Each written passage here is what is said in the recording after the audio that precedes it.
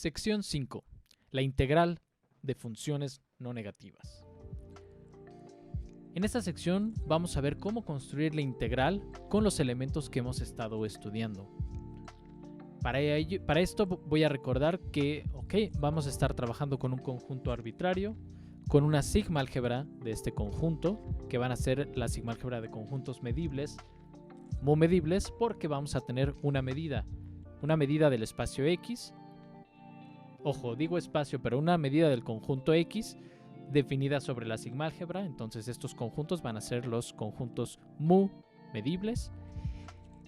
Al considerar ese tercio, obtenemos este espacio de medida, que es donde vamos a estar trabajando. Y vamos a estar considerando también la familia de funciones medibles, F medibles, que toman valores en los reales extendidos, y la familia de funciones medibles no negativas, que también admiten valores en los reales extendidos, pero en los reales extendidos no negativos. Bueno, lo primero es vamos a rescatar la forma, la estructura de las funciones del lema anterior, del lema 4.9, estos que toman un número finito de valores. Recuerden que estas funciones eran sumas de funciones simples, así que vamos a rescatar la estructura de este tipo de funciones. Vamos a ponerles un nombre en particular, porque vamos a explotar este lema para funciones no negativas, medibles, de forma extenuante.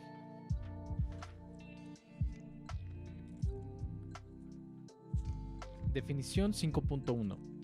Una función phi definida en X a los reales extendidos se dice simple si toma un número finito de valores. Si toma un número finito de valores, es claro entonces que la función puede escribirse como una suma de ciertos números reales por las indicadoras de los conjuntos donde toma esos valores. Aquí los AJ son números reales, posiblemente reales extendidos, y los EJ son algunos subconjuntos de X. Sin embargo, la representación de phi de X como esta suma no es única. Esta representación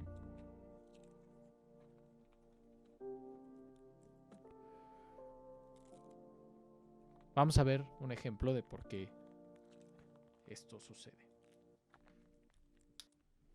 Consideremos la siguiente función phi, que tiene esta gráfica definida en los reales. Entonces, phi toma un número finito de valores. ¿Qué valores toma? 1, 2, 3 y 0. Entonces, aquí voy a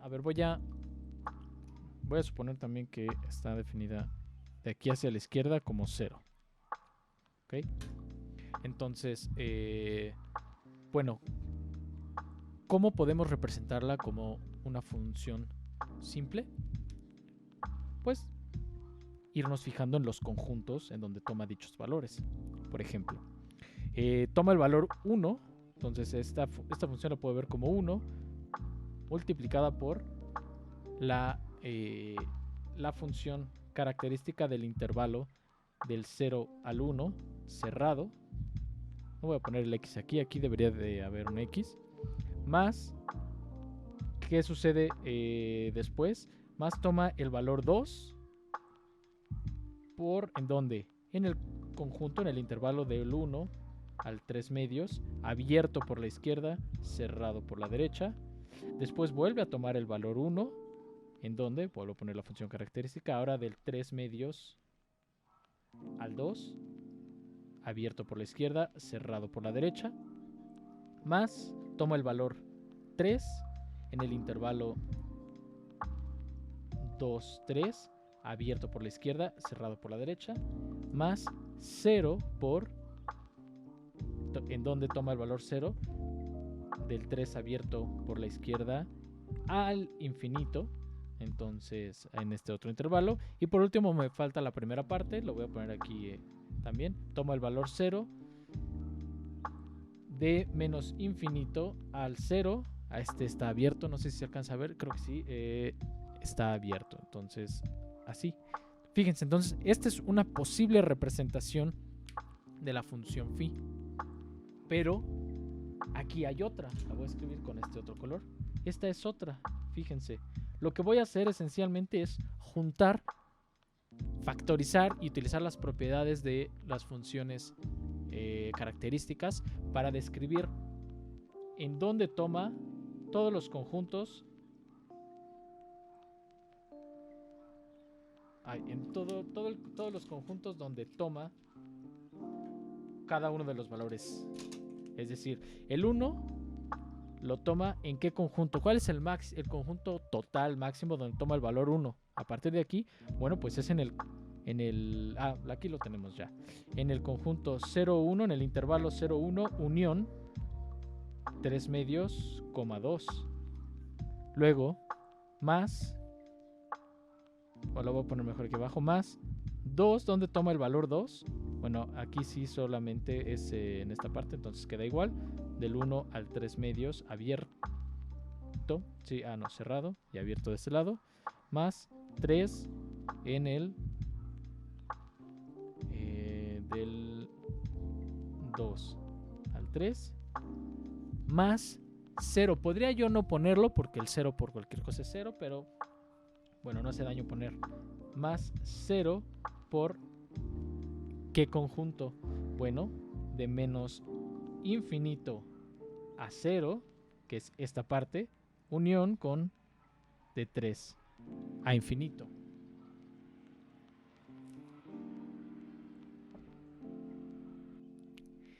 ¿Y qué notamos de esta representación en particular? Fíjense, esta representación en particular satisface que la unión de estos conjuntos, la unión de todos estos, me da el total, en este caso R. Y además que son conjuntos disjuntos, que deben de ser disjuntos, porque si no, esta no sería función. Un X no puede estar en dos conjuntos de ya los que aparecen aquí. Aquí sí, pero aquí no, porque ya cada uno aquí está el valor que toma la función en ese X. Si X apareciera en dos de estos conjuntos, significa que toma el valor 1, pero también toma el valor 2. Y eso no puede suceder porque es función. Aquí sí, porque los conjuntos no son disjuntos. No, aquí también. Sí, no, también acá arriba, olvídenlo. Así que, cuando una función simple esté escrita en esta representación, que esta sí es única, le vamos a llamar la representación estándar.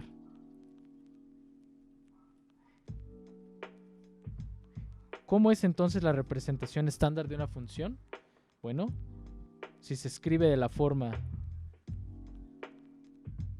suma desde 1 hasta n, o bueno, m, porque no tiene que ser igual necesariamente aquí arriba, porque esta no es la estándar, de ciertos bj's por las funciones características de algunos conjuntos AJ's, en donde 1.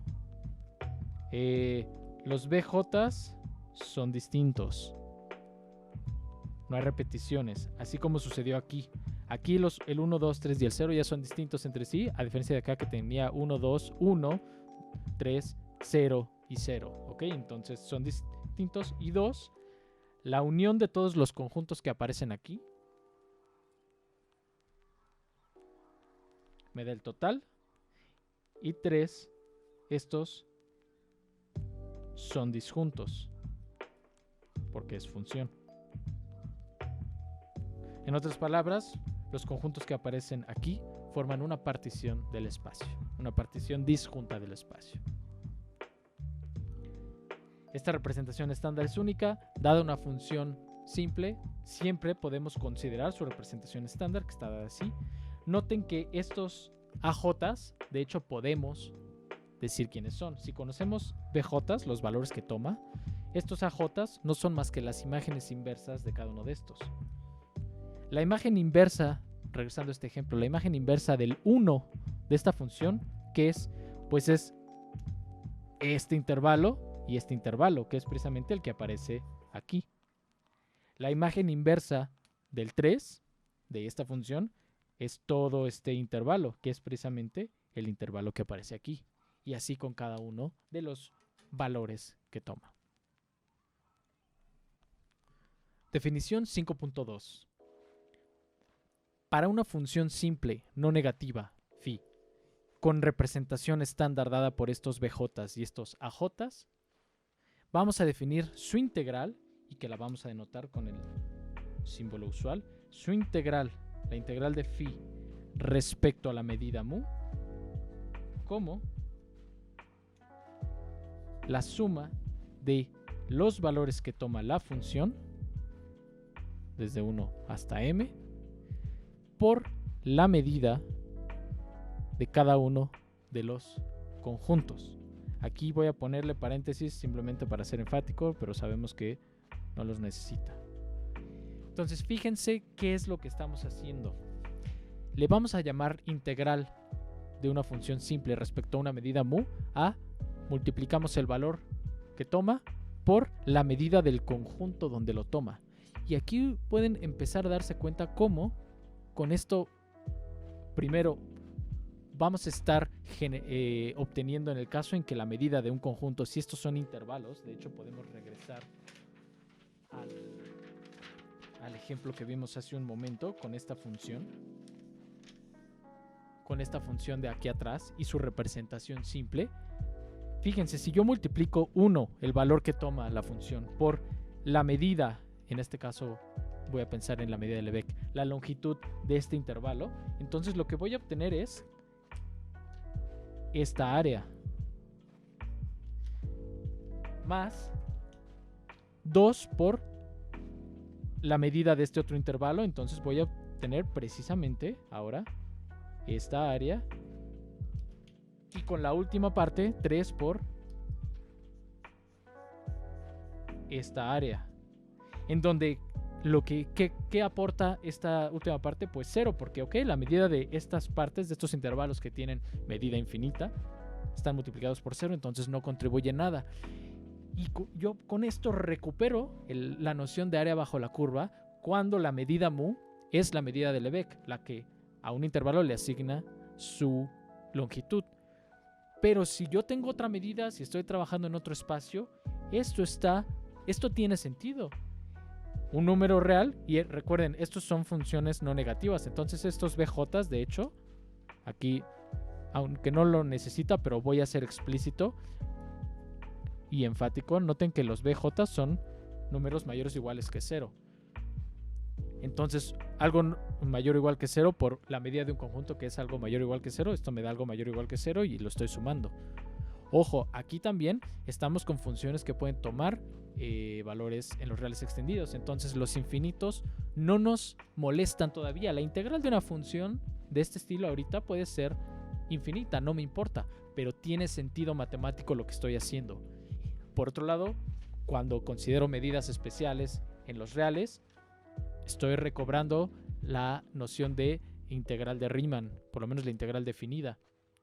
Entonces, bueno, la idea ahora es, aquí ya la hemos definido para funciones simples. Ojo, necesitamos una representación estándar. Si la representación no es estándar, si yo intento hacer esta suma, pero ahora con estos conjuntos, podría yo obtener resultados distintos porque sería redundantes. Podría obtener cosas que las estoy contando dos veces y no tendría una integral que corresponde con lo que queremos en el sentido de Riemann. ¿Okay? Entonces es importante aquí que sea una representación estándar. Ahora la idea es extender esta noción de integral. Esta es la definición principal, y aquí extenderlo a funciones no negativas, pero ahora no necesariamente simples, sino cualesquiera. Y el camino, por supuesto, va a ser el lema que demostramos la clase pasada. El lema que nos permite aproximar funciones no negativas medibles con funciones medibles simples y que además gozan de ciertas propiedades. la aproximan en forma monótona y tenemos bueno, esto significa que la aproxime, que la convergencia es puntual.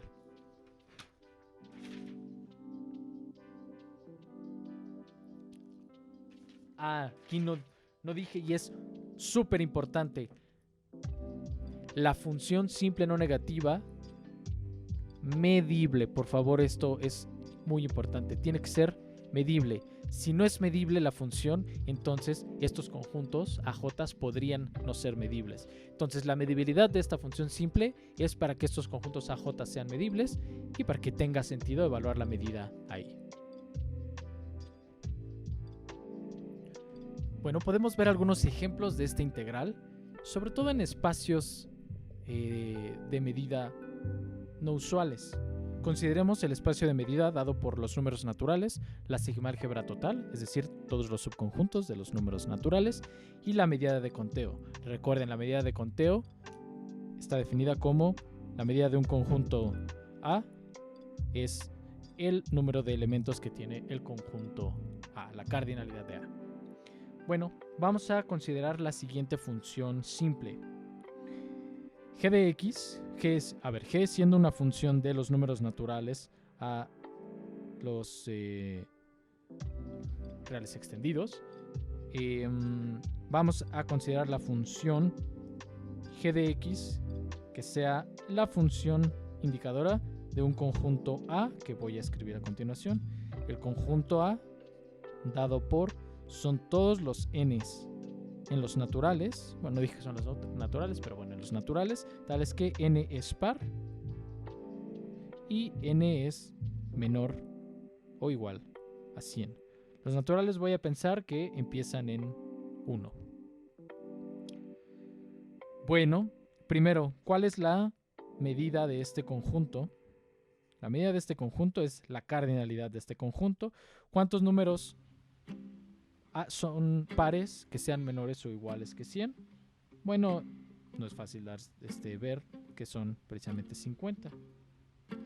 Y en este sentido, entonces, ¿qué va a ser la integral de la función g respecto a la medida de conteo? Noten que no le pongo la variable.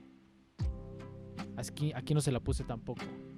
Eso usualmente se hace para distinguir a la integral de Lebesgue, que es la que vamos a estar construyendo, del otro tipo de integrales. Pero si es necesario se le puede poner explícitamente la variable. Entonces la integral de esta función respecto a la medida de conteo. Aquí yo debería de poner también el conjunto total sobre el cual estoy integrando. En este caso es n. Aquí yo debería de haber puesto también x, permítanme de una vez agregárselo, porque es el conjunto total.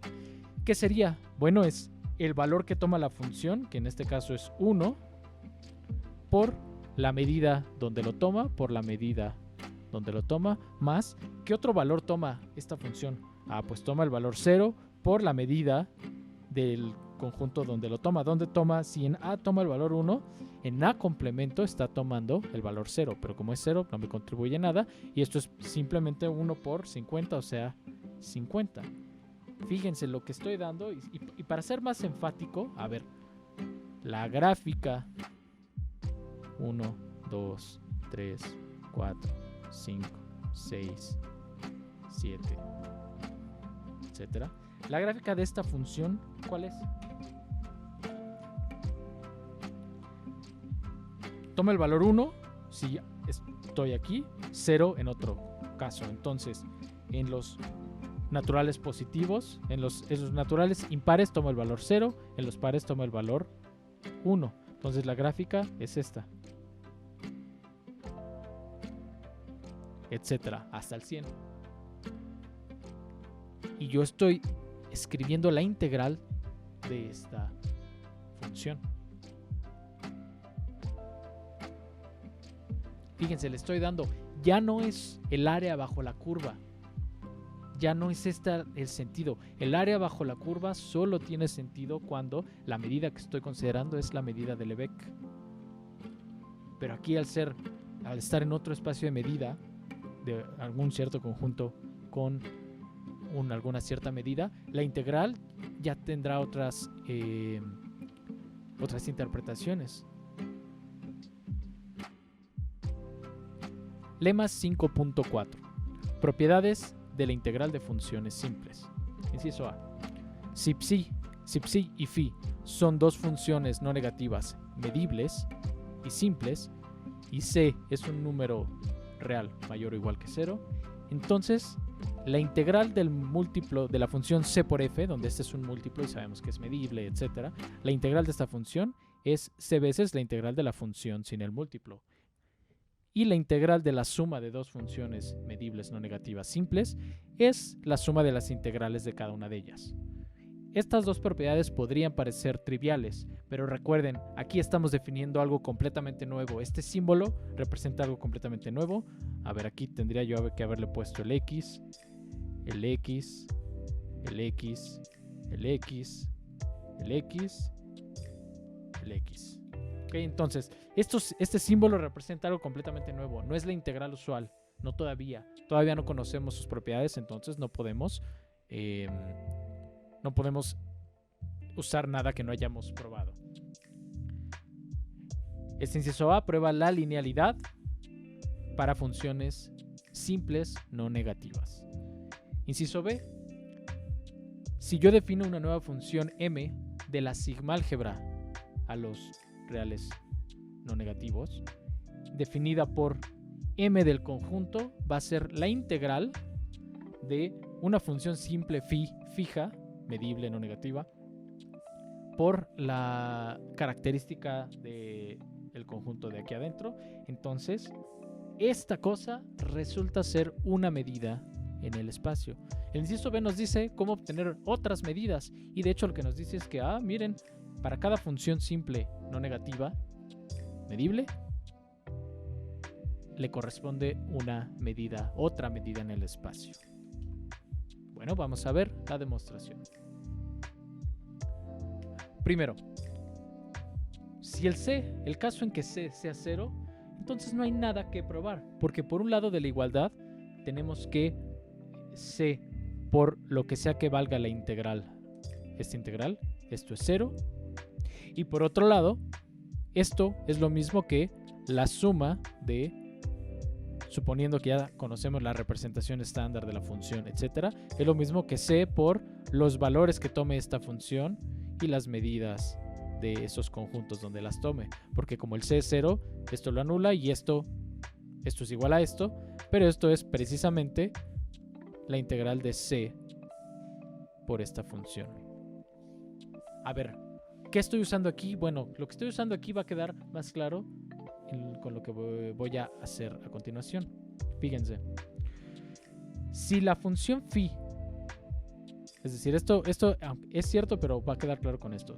Si la función phi tiene la siguiente representación estándar, bj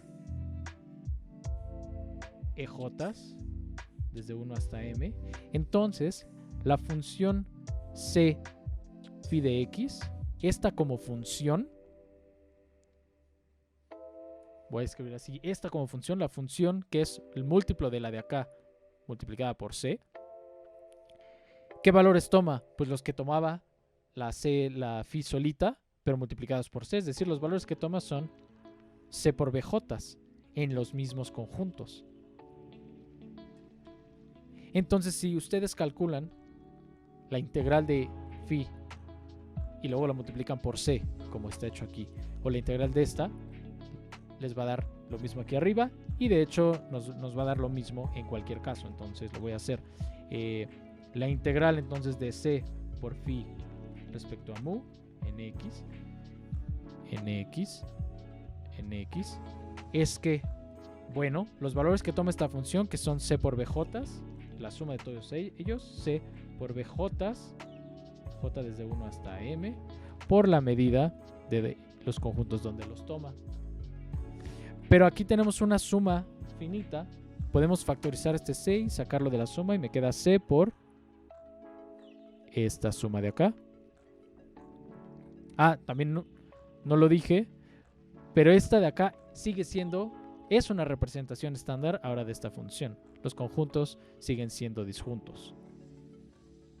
Estos siguen siendo distintos. Y la unión de todos ellos sigue siendo el total del espacio. Entonces yo puedo, regresando a esta parte, puedo factorizar la C. Y esto es precisamente lo que por definición es la integral de esta función respecto a mu.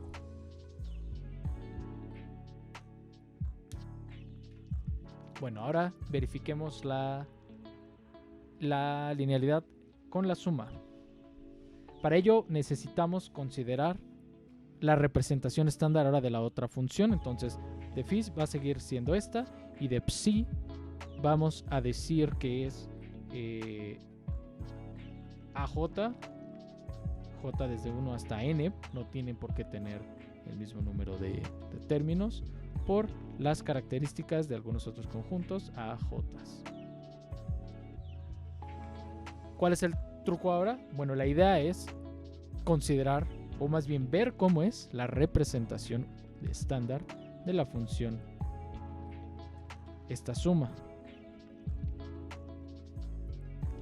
Entonces, esta suma, ¿cuáles son los valores que puede tomar esta función? Bueno, podemos hacerlo a mano. J desde 1 hasta m, K desde 1 hasta n, de BJs más AJs.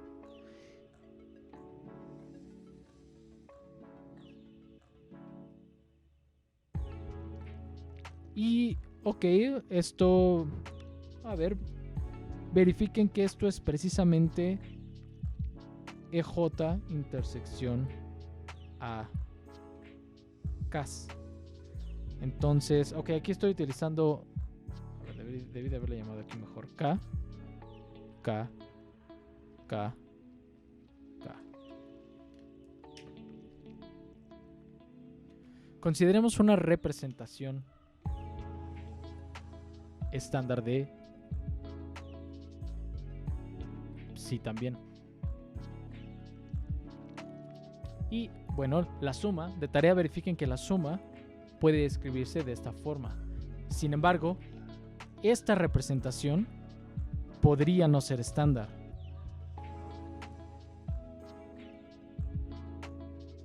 ¿Por qué?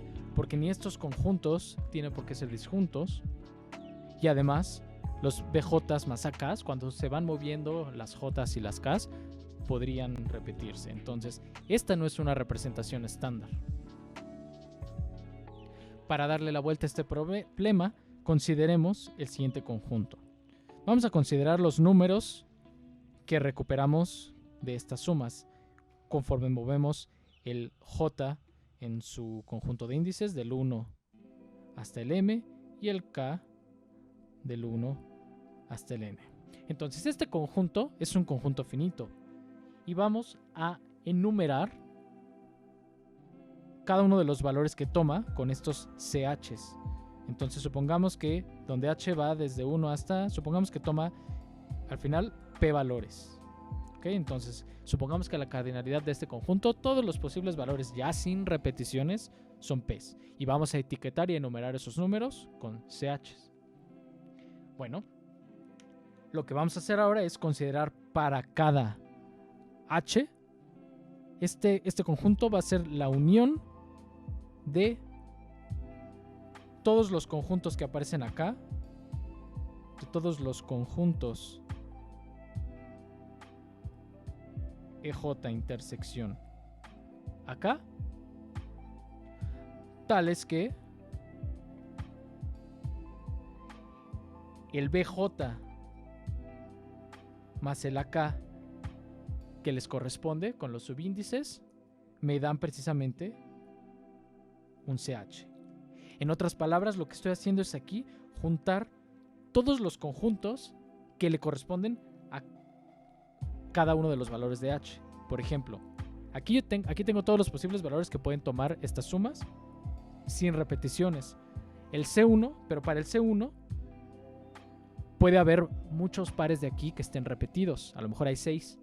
Lo que yo voy a hacer, y cada uno de estos 6 pares tiene asociado un conjunto aquí, una intersección aquí. Lo que voy a hacer es en el G1 voy a unir todos los conjuntos, todos esos 6 conjuntos que corresponden con pares de acá que coinciden con C1. ¿Qué obtengo con esto? Bueno, varias cosas. Primero, la medida de cada uno de estos GHs de acá, ¿qué va a ser?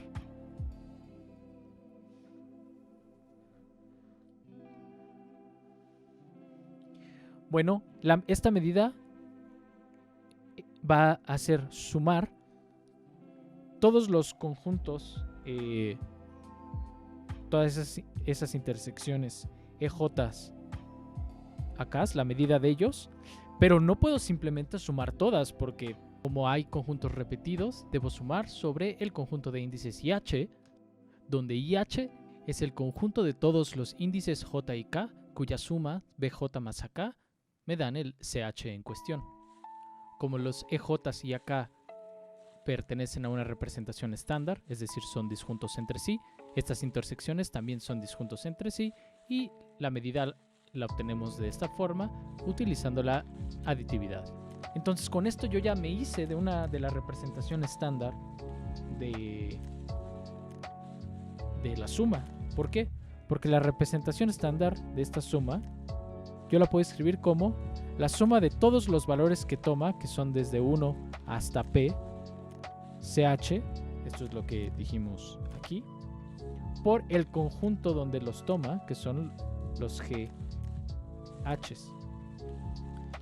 Entonces, esta es la representación estándar de la suma.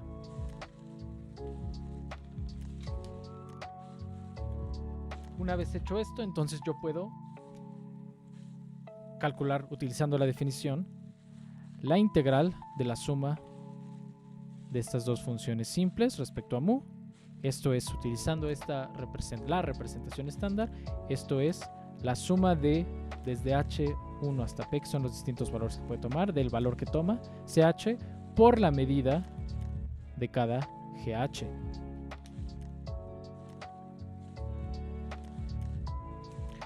Luego entonces esto es la suma desde h igual a 1 hasta p de ch por la medida de estas cosas, a partir de lo que tengo yo arriba, es otra suma en un cierto conjunto de índices de J's y K's por la medida entonces de ciertos EJs a K's. Entonces aquí el J y K se están moviendo en este conjunto donde aparecen todos los J's y K's cuya suma BJ más AK me dan CH. Yo puedo reemplazar todo esto simplemente ahora sumando todos los índices de 1 hasta M y de 1 hasta N de el CH lo voy a reemplazar por el BJ acá más BJ.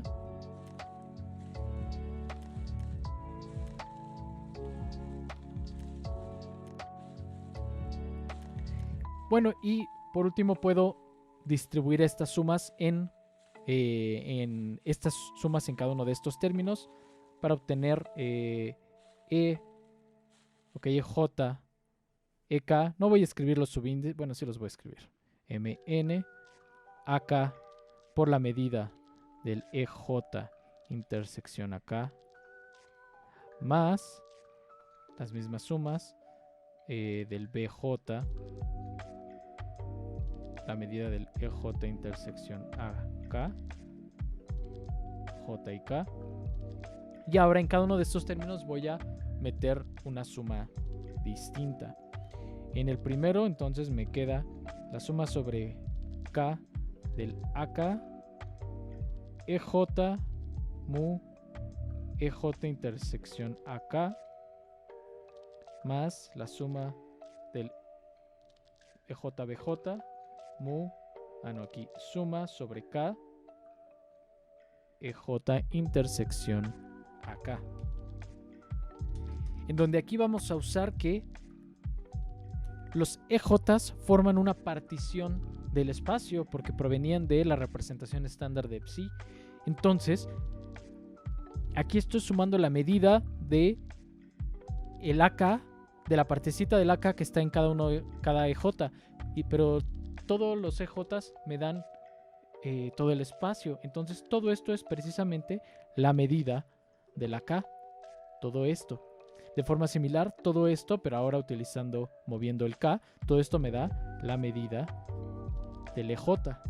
De forma que me queda aquí la suma de AK por mu AK, y aquí me queda BJ por mu EJ, obteniendo que esto es precisamente la integral de la AK en este caso es psi de mu más la integral de phi de mu.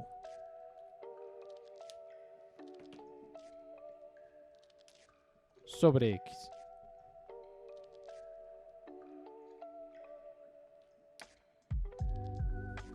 Para el inciso B, vemos que si E es un conjunto medible, entonces el producto de phi por la característica de E, ¿qué valores toma esta función?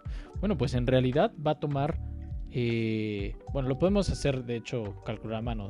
Si la representación estándar de phi es AJ intersección EJ y le estamos multiplicando por esta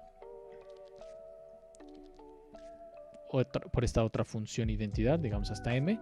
Entonces, utilizando las propiedades de funciones características, esto nos queda que es AJ EJ intersección E,